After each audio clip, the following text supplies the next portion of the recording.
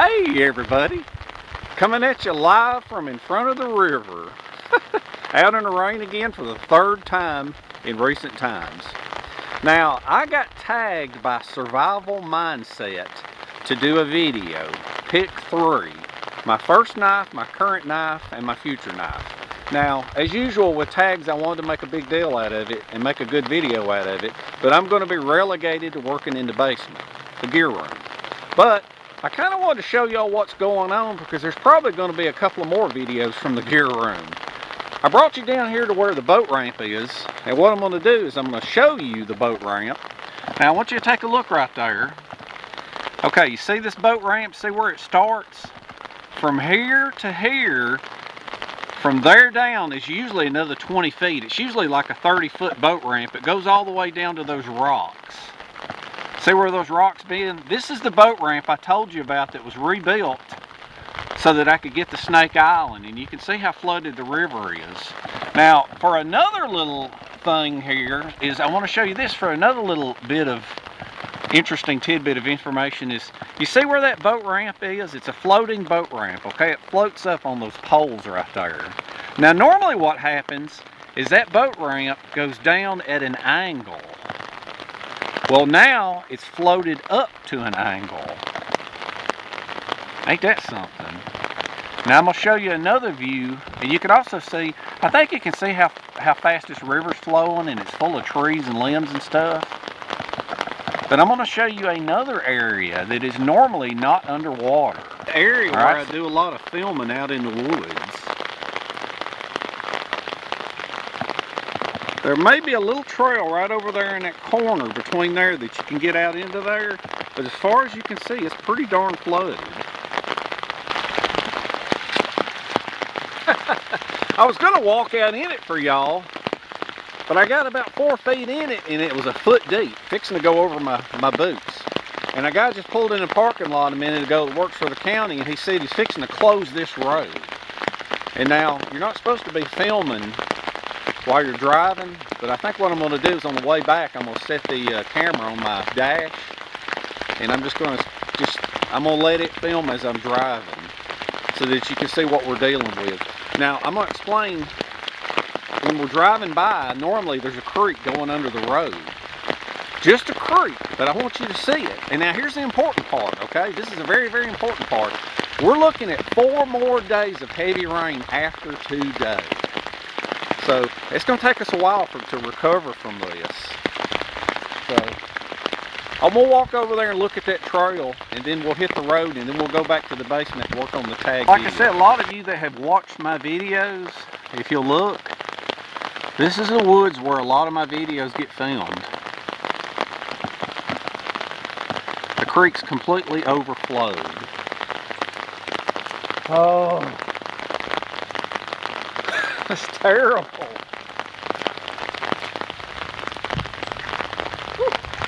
See?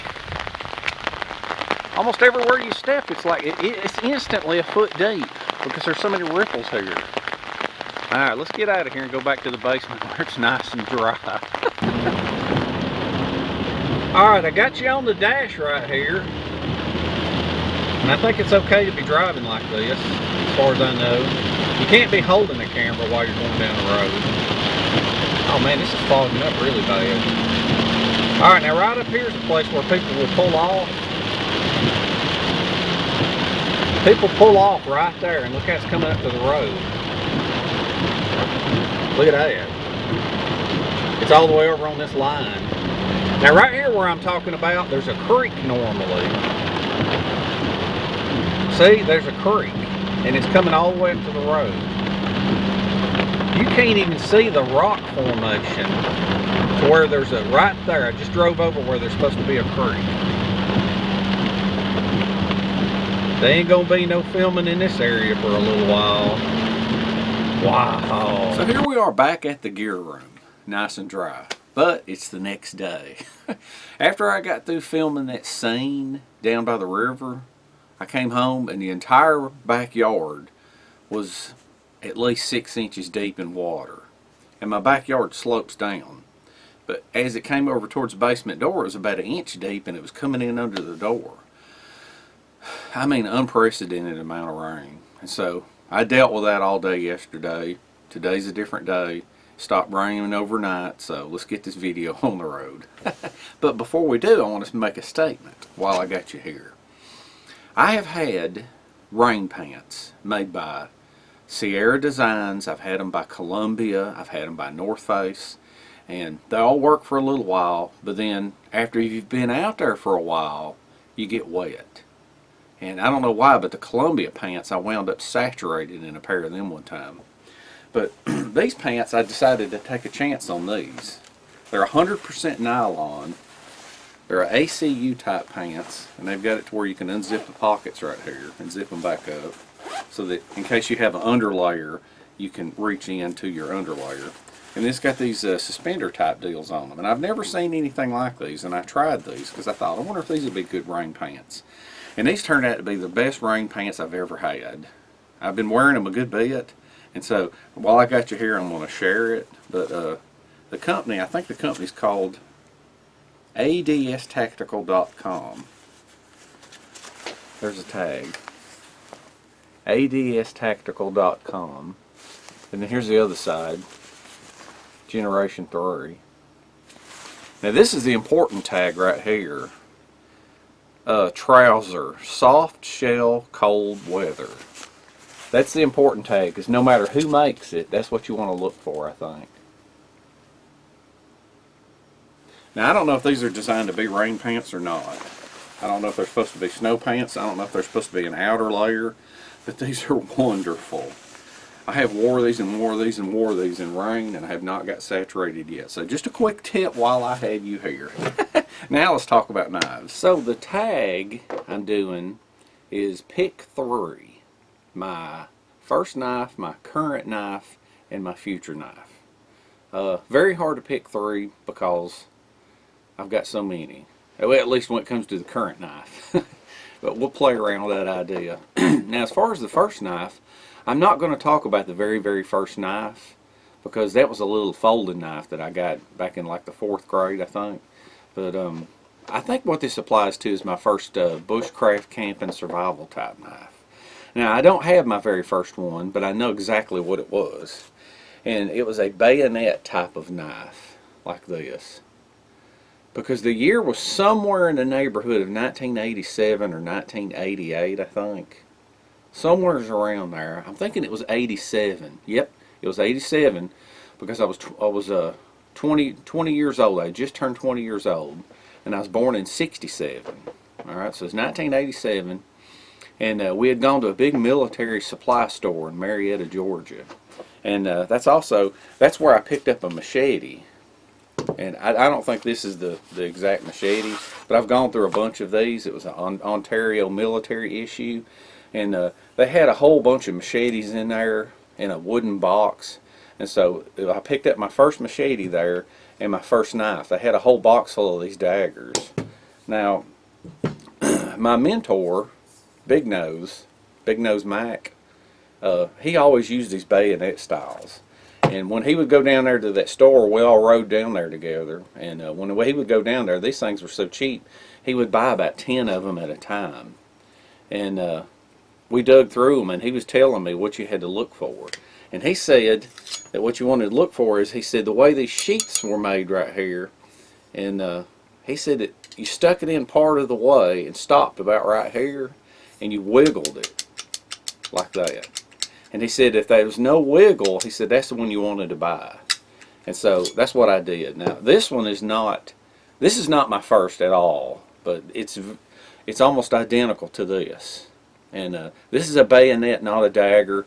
The back side is flat. If it was sharp on both sides, it'd be a dagger. But this thing right here, I spent a lot of time with this thing, doing all kinds of stuff, because you know I was pretty poor back then, but I wanted to get into it. But you know, I think it's kind of funny. I think it's kind of funny the fact that I started out life with my camping career with a knife and a machete, because people that have watched my videos have seen that has morphed into the way I do things now, into the more modern version of how I have knives attached to almost all of my machetes. You know, just about every single one of them has a knife attached to it. because that's just the way I do things. And the only time I don't have a knife attached to it is whenever I have a pouch with a saw attached to my sheath. Then of course, then I'm wearing a neck knife. But one memory that I want to share about this, we're going to go down here to the other end of the table, and well, not really a memory, it's about how I used to maintain this and what came to my mind. So let's take a look. In modern times, the way people maintain their edges is a lot of times they'll use oil stones, or like I will, Japanese water stones, or India stones, Arkansas stones, ceramic rods, whatever. And then usually when you get done with that, they'll follow up with some kind of a strop with some of this green compound that's so popular. What I did is for machetes and bigger things is I took a 4x4 and strapped a big old piece of leather on it. But in my mind, years ago when I was young, I used to work on a lot of cars, hot rods, restoring old cars from the 50s and 60s. And so there was always chrome to polish or stainless steel to polish. And so I had a buffing wheel. I had 2 different buffing wheels. And what I would buy is I would buy this. And what this is this is those bars of oxides that you use to put on the buffing wheel. All right. This is kind of like the precursor to this this green stuff everybody's buying now. This green stropping compound. That's what's popular. But I don't know if this even existed back in the 80s. Maybe it did, maybe it didn't, I don't know, but I was a beginner. And so, anyway, this stuff right here, this was the white, I think it might have been called the Jeweler's Rouge. This was the finest stuff, and this is what I always used for polishing stainless steel. And then there was like a red oxide, and then a brown, and then there was a black. And the black, supposedly, when I read on the box, the black was for like cleaning tools, cleaning the rust off of tools. That it's very aggressive, so I never did use this stuff. Well, then all of a sudden one day I thought to myself, you know something? Why don't I use this for keeping the edge on my knife? And so what I did, let's ease you down here. I didn't do it on a buffing wheel because I had mentioned something to Flathead about trying this. And he's the one that suggested this, and I've done this for a long time. Take a piece of brown paper, right, or what's known as cardboard, but it's not the corrugated cardboard. This is just a flat cardboard, and you staple it to a block. Now what I've done is I folded this thing over. See, on one side you can see there's 2 layers of it, but anyway, I folded it over, and the folded side is over here. It seems to make it last longer. And all you do is you take this stuff here and you take this block and you just rub this block over it, just like that.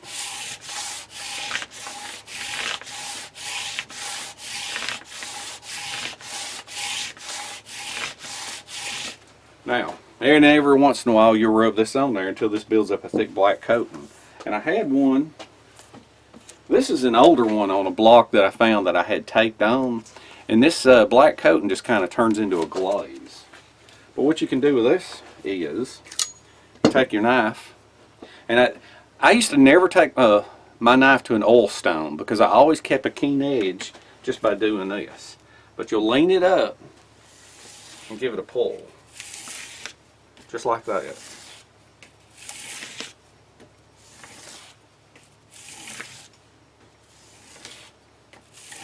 And you'll see this stuff glaze over, and as it glazes over you just add more. Because what that glaze is it's a very, very, very fine grit.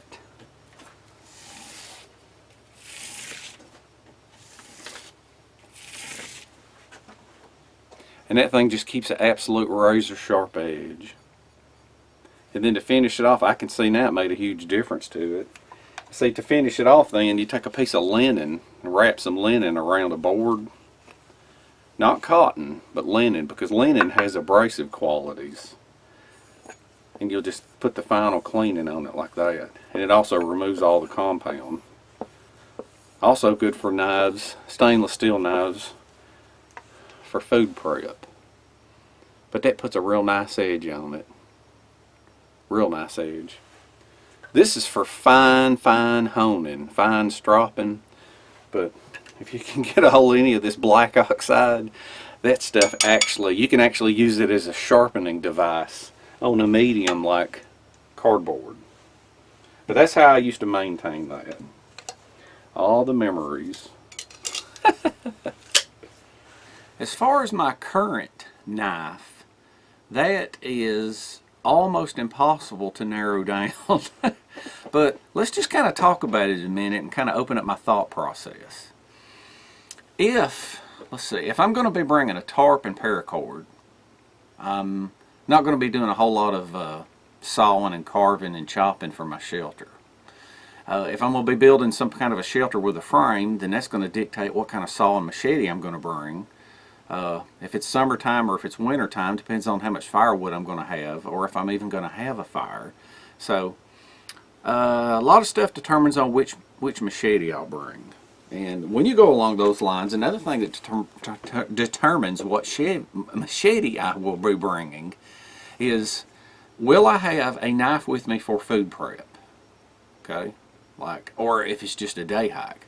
Like some of these machetes have a stainless steel knife, and my stainless steel knives in general, I try my best to just use those for food prep, and the carbon steel ones are for the wood carving. So I may or may not carry a machete with a stainless steel knife, or sometimes I have machetes that simply have nothing but a carbon knife and there's no way it'll touch food. So this will be for like feather sticks, or maybe if I want to mess around with a bow drill or a hand drill. So that'll be the knife that I'll carry. That is a Condor Mini Bush Lower, if anybody asks. I just thought, because I need to name the name of these knives, because people ask like, oh, what's that third knife you showed? But this is a Canadian belt knife made by Cold Steel. And now, the other thing, I love Moras. Mora is my absolute favorite knife, without a doubt. So if I have a machete like this, to where I have a Mora attached to it, this is even better, because where I have the pouch for the Mora, I can either carry a carbon Mora or I can carry a stainless steel Mora, depending on the trip. That's where you got to think ahead and plan. Are you hiking? Are you camping? Are you staying overnight? Are you cooking? Are you going to have a fire? Are you going to build a shelter? Or are you just going to sleep under a tarp? Or, like I said, there was one trip I did one time where I carried nothing. And it was a quick overnighter to where I brought a MSS system with a bivy bag. And you just lay it on the ground and go to sleep. And I had like power bars, and I had a thermos with coffee already made. And it was just a simple way of, it was cold that night, and I wanted to get out and I wanted to try the MSS sleep system, and I wanted to see if I could stay warm. No intentions of a fire, no intentions of cooking, no cover overhead. You know, you just have to think ahead and plan your trip. So, with all this said, now let's actually get into some talking points. Normally my knife is on my machete, right? Here lately, if I'm going to carry just a knife on my belt, I don't know why, but this thing right here, I picked this up at the Blade Show. I always go to the Blade Show, and I always visit the Condor booth, and I talked to Joe Flowers. Now Joe Flowers doesn't work for Condor. He's not an employee.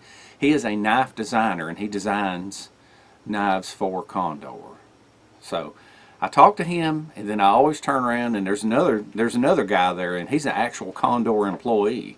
And I always look at him and I say, what you got for me? And he's got the discontinued knives, or the knives that he's got marked down, hidden under the table.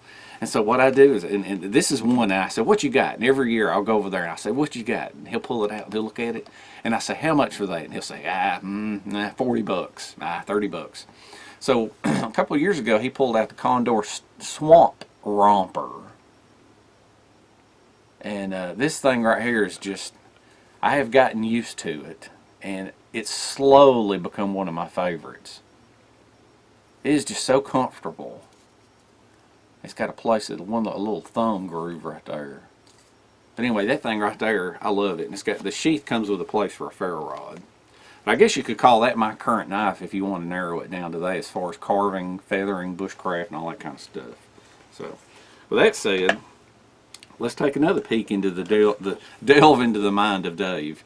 If I had to say my current neck knife, I'd have to say it's this little jewel here. This is a Tops MSK, I think it's a 2.5, yeah. Tops MSK 2.5. Now, not to get real graphic or anything, as far as this being a little tiny concealable knife that I can carry with a Scandi grind, but not getting too graphic. If I have to go to a rough area like Atlanta, I will actually wear this and drop it into my shirt, because there's a lot of places you can't carry a sidearm, but I don't like going in with nothing. I like having a knife with me. And so that's a nice little bitty knife that you can conceal and carry with you in case you're going into a scary area. Not that all of Atlanta is scary, but there's a few scary areas. Tops MSK 2.5, my absolute favorite neck knife. Now when it comes to food prep, okay, food prep, Mora 2000. This doesn't have the standard grind that a Mora would have.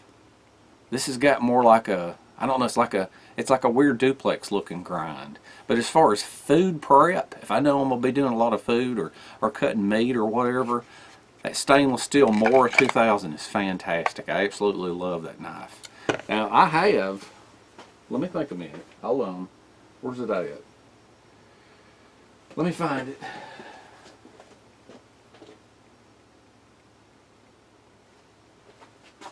Oh, never mind, it's on the table. I recently bought the Mora Cans Bowl. I think that's how you pronounce it. But I don't know, this is a stainless steel knife too. But I want you to look at the quality of the grind on these things. The top, can you see the quality?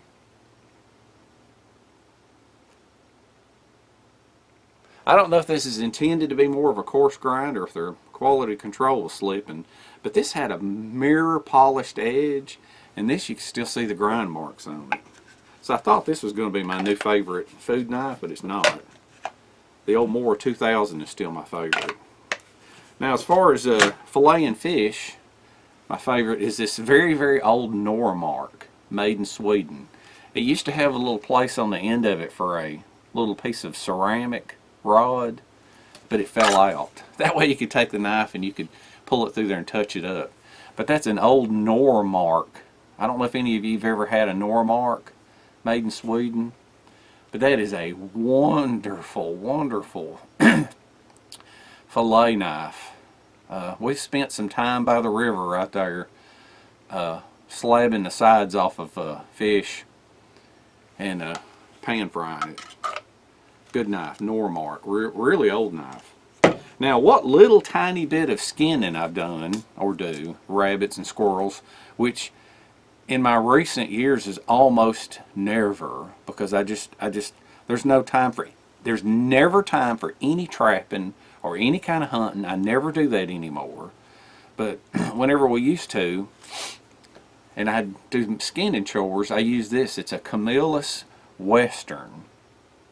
And I don't know if they even make this anymore, but this was, and I didn't have many skinning knives, but this was the one that I used. And this thing's in great shape. It hasn't been used much because I really don't do that much skinning. I'm not more of a trapper, hunter kind of guy. I'm more of a camper, bushcrafter kind of guy. But what little bit I did, you know, right there. You just can't beat a good rabbit cooked over a fire. So, anyway, and then as far as my, I don't know if you could say, as far as my future knife goes, I don't know. I've had my I've had my eye on the Condor Pterosaur, and I may get it. It looks really cool because Condor is normally wooden handles and leather sheaths, but this one has a plastic sheath with plastic handles, and so I'm thinking about getting one of them. But if you want to actually look at what I'm saying a future knife is, well, I actually broke down at Christmas time. They had one on sale, and I bought a Mora Garberg stainless steel, and I haven't used it hardly at all. But I guess you could say this is my future knife because I haven't used it. I can't comment much on this other than the fact that I'm going to say this. A lot of people complain because they're used to these Mora these cheap Moras, like this is a Mora Companion HD. This is probably the knife I use more than anything. And these things can be had for under 20 bucks. And this is what people are used to. And when you grab this thing, you grab it, you hold it, you use it, you know what it feels like. Okay, I could close my eyes and feel a Mora HD. I've used it so much. But people freak out when you start saying, "Oh, $100 for a Mora, oh, I ain't paying that."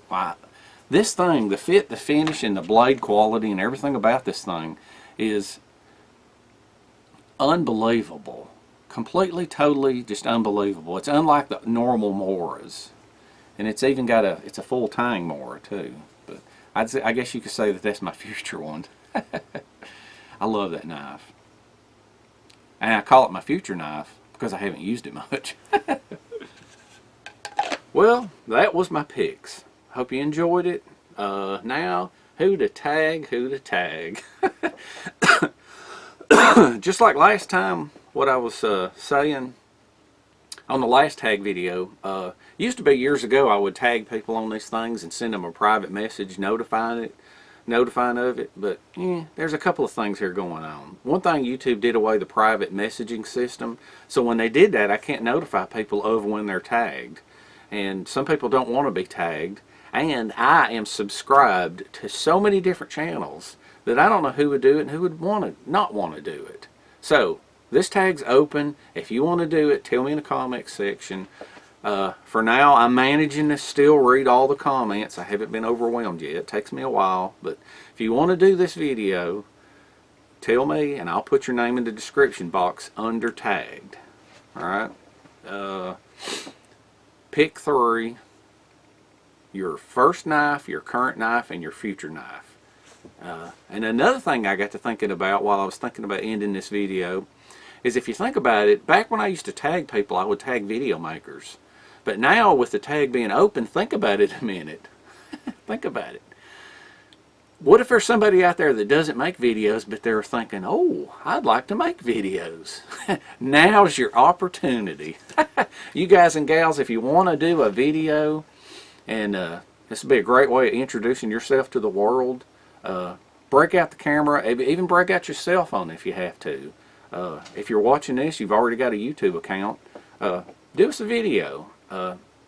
Put it in the comments. Send me your name. I'll post it in the description box, and maybe people that read it, it will give you a good jump on your subscribers and help your channel get started. So, you know, like I said, now's your chance. If you're thinking about making videos, this is a good opportunity for you. Quick little note, I will be working the entire month of March for the annual shutdown, so I'm trying to get a few videos ahead, and between that and all the flooding, there'll probably be a couple of more videos done at home. So I don't know, I'm gonna try to stay on my regular schedule. So till then, I hope you enjoyed it. I hope you had fun. I hope it was at least slightly interesting. And we shall see you in the next one.